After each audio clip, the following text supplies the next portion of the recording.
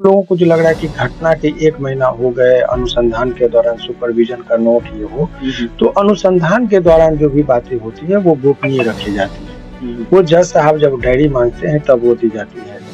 तो एक तो चीज़ ये हो गया। अनुसंधान कितने दिनों के अंतर्गत पूरा हो जाना चाहिए, उस पर भी जो है सो कोई स्पेसिफिक चीज़ नहीं, अनुसंधान।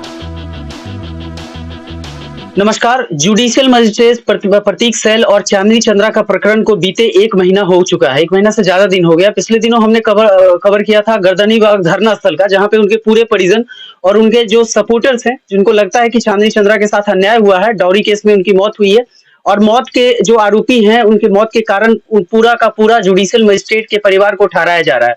उनकी माँ, उनकी बहन, उनके पिता और जुडिशियल मजिस्ट्रेट प्रतीक सैल।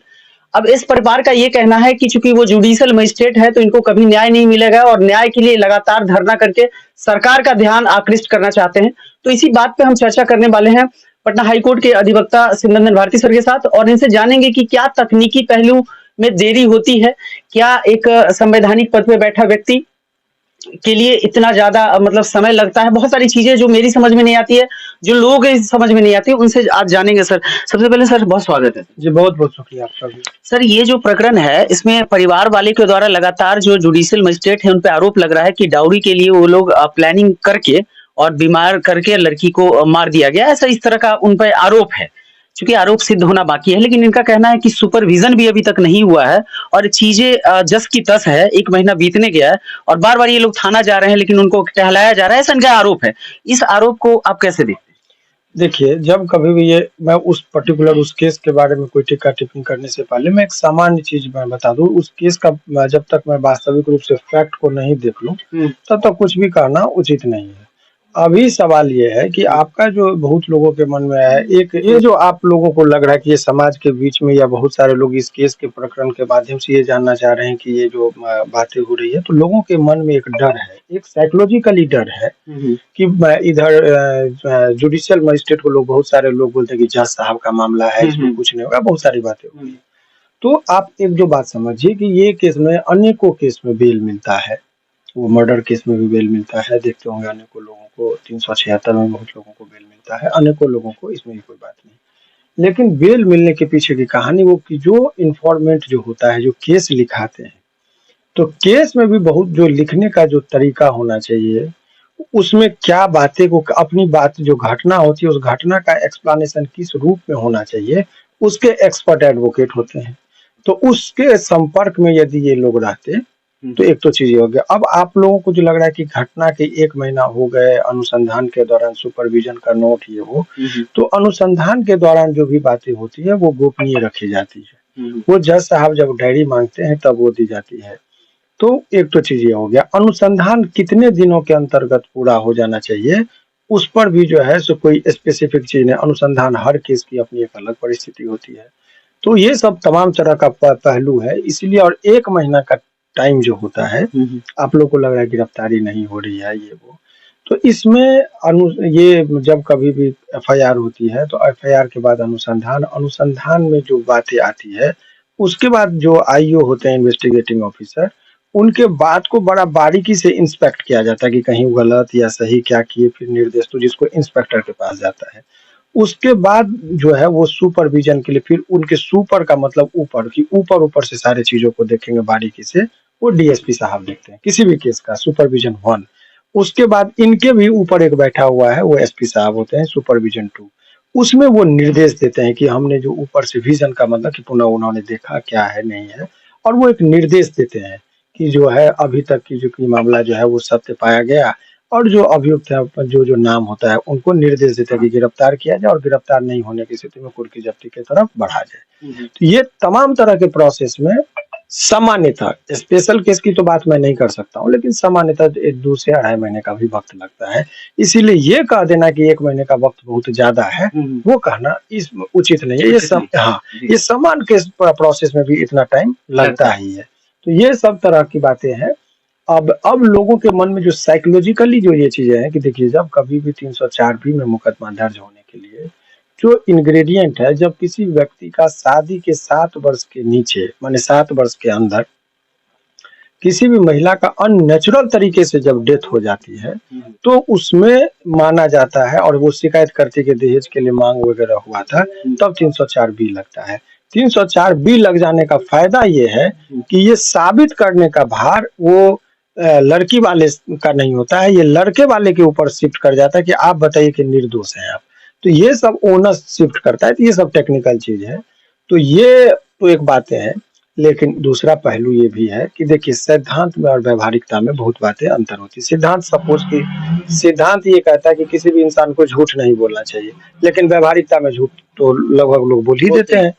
तो ठीक उसी तरीके से सिद्धांत ये कहता है कि सैद्धांतिक बात ये है कि किसी भी तौर पर जब आप देखेंगे तो पुलिस को बहुत बारीकी से काम करना चाहिए, ईमानदारी से काम करना चाहिए, अनुसंधान ये होना चाहिए, लेकिन यहाँ पर पावर और पोजीशन से अनुसंधान प्रभावित होता है। ये सीआरपीसी में भी इस बात को जो लेजिस्लेचर थे उन्होंने स्वीकार किया, और इसीलिए वो कहा कि यदि केस होने के बाद यदि आपको संदेह हो रहा है कि अनुसंधानकर्ता वो आपके मन के मुताबिक कार्य नहीं कर रहे हैं, तो आप उसके लिए एक शिकायत दर्ज कर दीजिए संबंधित न्यायालय में, जिसको हम लोग कहते हैं प्रोटेस्ट पिटीशन, कि विरोध पत्र कि आप दीजिए कि सही दिशा से अनुसंधान नहीं हो रहा है। तो ये चीज है, बहुत ज्यादा वक्त लग जाए, चार्जशीट जमा नहीं हो या कोई डायरेक्शन नहीं हो, आपको लग रहा है, तो इसके लिए आप हाई कोर्ट में एक रीट फाइल कर सकते हैं, जिसको फेयर इन्वेस्टिगेशन के नाम पर एक रीट फाइल किया जाता है। तो वो भी एक विकल्प है। लेकिन ये जो आपको लगता है कि अनुसंधान के दौरान कि आपको इतना जल्दी नहीं हुआ, या आप बहुत लोग क्या करते हैं कि धरना प्रदर्शन करते हैं, जैसे ये लोग भी किए सर। तो धरना प्रदर्शन का इम्पैक्ट आप प्रशासनिक तौर पर लगा सकते हैं कि वो अटेंशन लेता है, लेकिन न्यायालय के अंदर उस धरना प्रदर्शन का कोई खास रोल नहीं होता है, क्योंकि वो धरना प्रदर्शन होगा तो सरकार की एक छवि की बात होती है, क्योंकि प्रशासन सरकार के अधीन होता है। तो प्रशासनिक तौर पर जब प्रेशर बढ़ता है तो डीएसपी एसपी ये सब चाहते हैं कि भाई हमारी बदनामी नहीं हो, तो धरना प्रदर्शन का एक ये इम्पैक्ट जरूर होता है कि थोड़ी सजगता बढ़ती है। लेकिन ये यदि कोई इंसान सोच रहा है कि हम धरना प्रदर्शन कर दिए, या बहुत लोगों को आज के डेट में अज्ञानता बस ये समझता है कि मीडिया में हम बैठ दे दिए तो हमारा केस जीत जाएंगे, वो भी चीज नहीं है।